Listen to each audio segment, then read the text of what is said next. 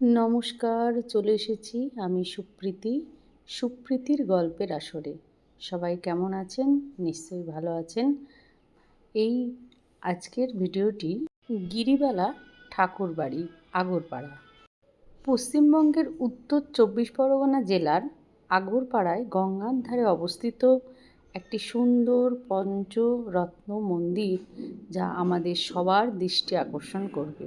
আমরা রানী রাসমণির অনেক মন্দিরের কথাই জানি, কিন্তু তার নাতবউ গিরিবালা দাসী এই মন্দিরটি স্থাপন করেছেন এবং তিনি গোপালকৃষ্ণ দাসের স্ত্রী।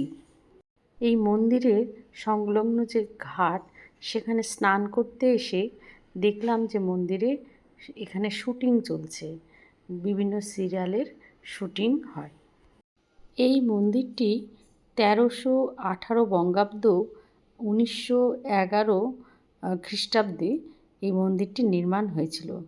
গিরিবালা দেবী ছিলেন জানবাজারের রানী রাসমণির নাতবউ। মন্দিরের বিশেষ আকর্ষণ হচ্ছে একটা বিশাল বড় নাট মন্দির এবং রয়েছে 6টি আটচালা শিব মন্দির আর সুন্দর দৃষ্টিনন্দন গাছপালা, ফুল খুব সুন্দরভাবে সাজানো। নাট মন্দিরের ছাদটি বেশ কয়েকটি সুন্দর স্তম্ভের উপর স্থাপিত। এর মেঝেটিও মার্বেল দিয়ে তৈরি। এখানে রাধা গোবিন্দজির মন্দির এবং রাধা গোবিন্দজি এখানে পূজিত হন। তার খুব সুন্দর, তার দৃষ্টিনন্দন তার দৃশ্য। আর এই মন্দিরে আজকে দেখছি যে তার কাজ চলছে, সেই জন্য তাকে সামনে বসানো হয়েছে আর রং করা হচ্ছে।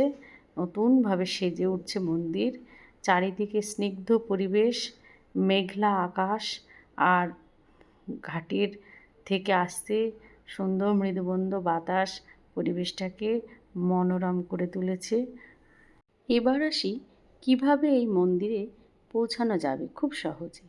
সেটি হলো শিয়ালদা ব্যারাকপুর সেকশনের যে কোনো লোকাল ট্রেনে চড়ে আগরপাড়ায় নেমে যেতে হবে এবং অটো বা টোটো নিয়ে গিরিবালা ঘাটে পৌঁছানো যায় খুব সহজেই। মন্দিরটি তাছাড়া আর একটা রাস্তা হচ্ছে শ্যামবাজার থেকে ব্যারাকপুরগামী যে কোনো বাস ধরে আগরপাড়া স্টপেজে নেমে সেখান থেকে টোটো বা রিকশায় পৌঁছানো যায়। এখানে প্রতিদিন পূজা অর্চনা করা হয় এবং নিত্য সেবা, অন্ন সেবা চলে।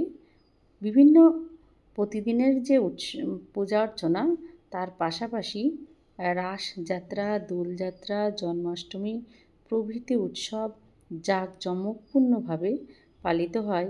1985 সাল থেকে আগরপাড়ার ভোলাগিরি আশ্রম এই মন্দিরে রক্ষণাবেক্ষণ করে আসছে। এখানে যে 6টি শিবলিঙ্গ আছে, তাদের কিন্তু বিভিন্ন নাম আছে। দক্ষিণ দিক থেকে এগুলি হলো রামেশ্বর, রাজেশ্বর, গোপেশ্বর এবং উত্তর দিক থেকে এগুলি হলো তারকেশ্বর, ভুবনেশ্বর এবং গিরিশ্বর।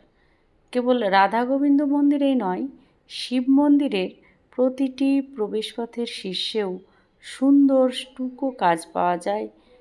এটি কারিগরদের সূক্ষ্ম কারুশিল্পের পরিচয় দেয়। এই মন্দিরে প্রসাদ পেতে হলে আগে থেকে যদি কুপন কেটে নেওয়া যায় বা আগে তাদের বলা হয়, তবে কিন্তু দুপুরের প্রসাদ পাওয়া যায়। ভিডিওটি ভালো লাগলে অবশ্যই পাশে থাকবেন। নমস্কার।